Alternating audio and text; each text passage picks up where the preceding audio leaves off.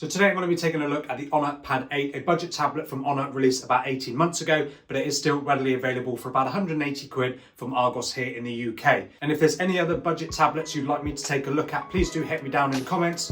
Let's get into it.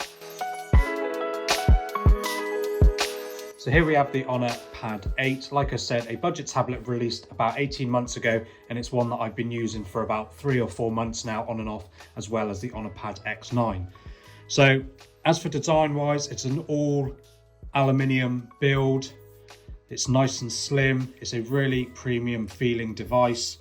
And all you've got on the back is just the sticker, which I will be keeping there, the Honor logo, and then a single 5 megapixel camera on the back.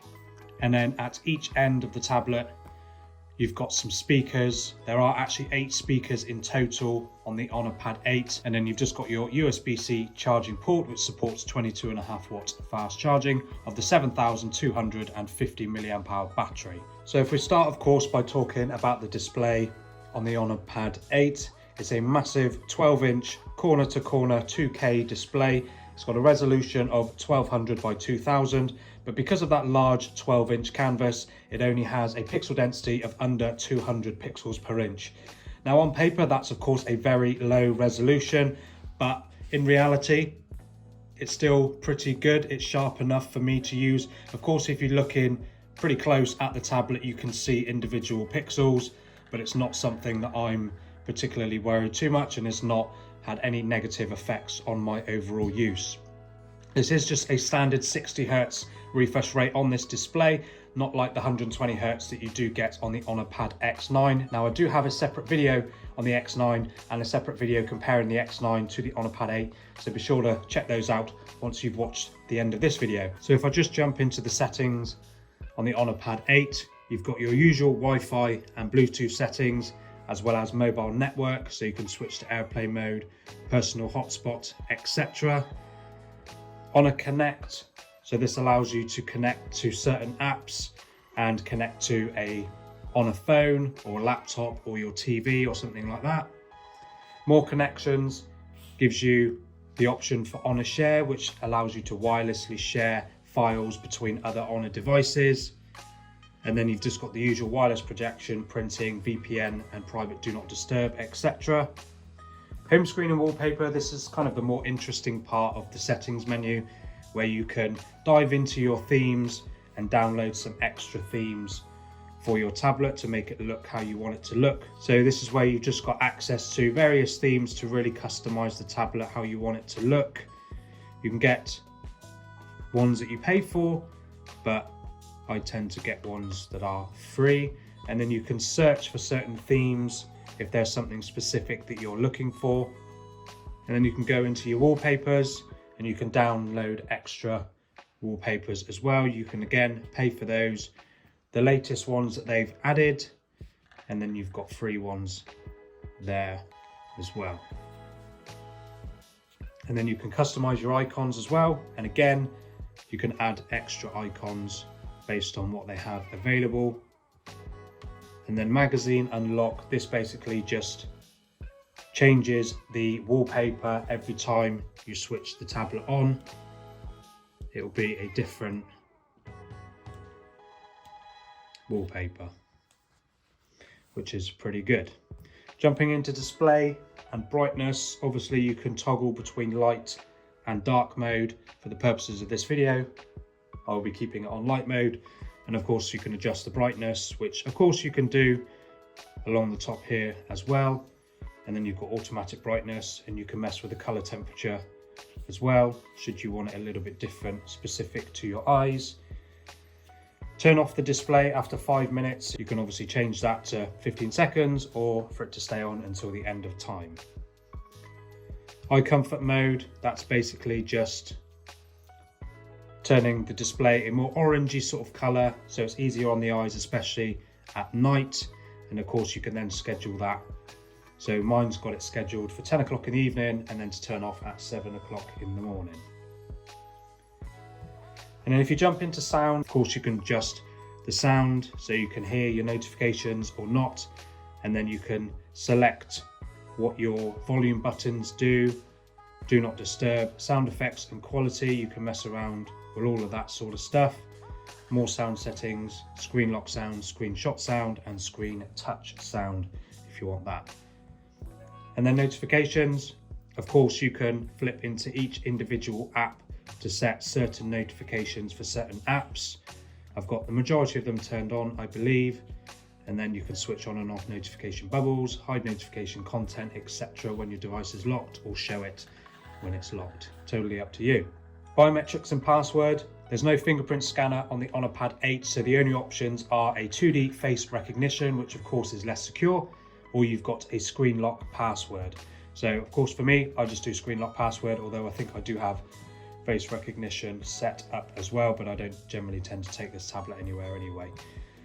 And then apps, you can of course flip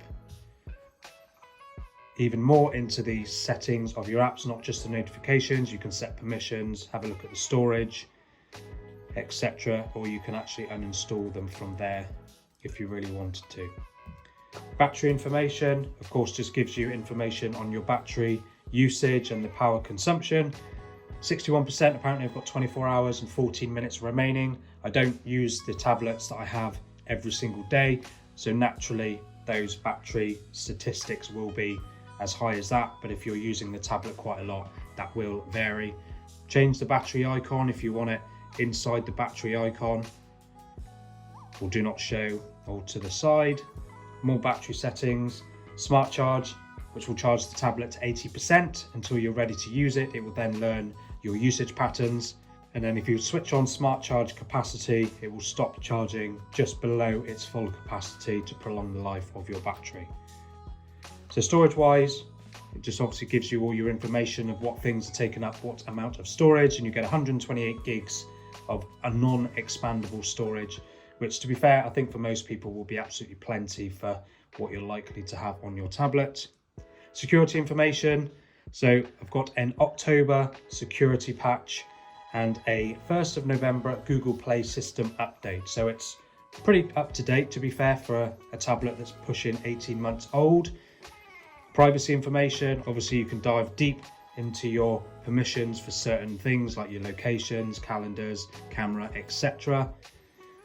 Location. Now you can switch off your location for absolutely everything, or you can set it for certain apps knowing your location. Digital wellbeing and parental controls. Of course, if you've got kids that use your tablet, you can set up the bedtime mode, focus mode, all that sort of stuff, and you can really tweak the parental controls so your kids are kept safe. Assistant, which is Yo-Yo, which I don't personally use. It's going to be very similar to like the Google Assistant and Siri, but like I said, I don't tend to use that, but of course that can be set up if you want to.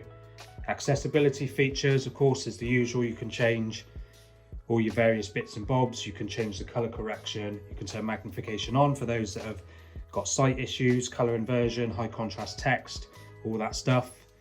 And then you've got your accounts information, Google information, and then system updates. Now, the Honor Pad 8 is now checking for updates, and we're up to date. So then I flip to tablet, and then you've got Android 12. Now, if it's not got Android 13 now, I wouldn't have thought it's going to get it. So you are likely to be stuck on Android 12 with Magic UI version 6.1.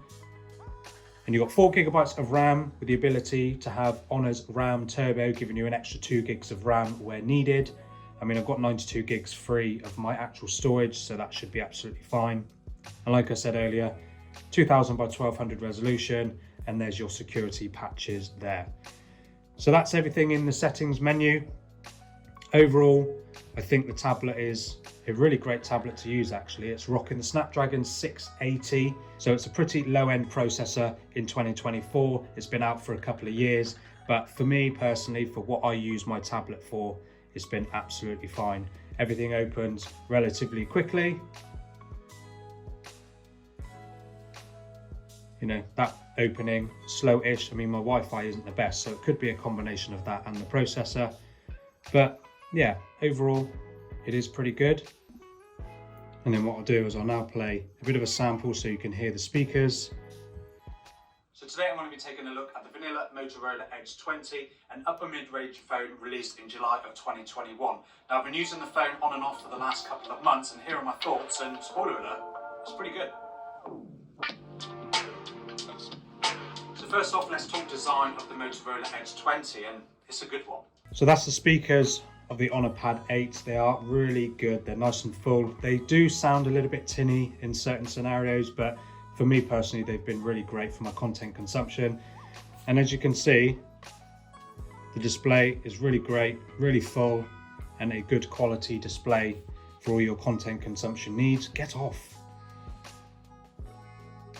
Pretty slim bezels all around, nice and symmetrical. The 5 megapixel selfie camera is situated here. So if you're going to be out taking selfies with this camera, which personally I wouldn't really recommend it, the cameras aren't great, but they never really are on a tablet. But yeah, overall, I really like the display on the Honor Pad 8.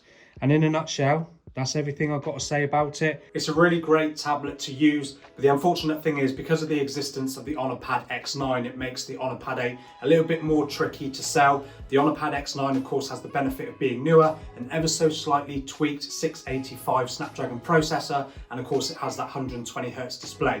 The Honor Pad 8, of course, has more speakers, so in theory you'll get a nice, louder and fuller sound, but I think bang for your buck, the Honor Pad X9 is going to be a better buy because it is cheaper than the Honor Pad 8. But I do have a full comparison of those two tablets. I'll leave a link for the video in the description, and of course I've got the Honor Pad X9 video on its own as well, so check those out as well, and subscribe to the channel if you're interested in seeing more tablet videos like this. And I've got phone reviews and all sorts, and I'm trying to hit 5,000 subscribers by February. Help me to get there. Thank you for watching, and I'll see you in the next one.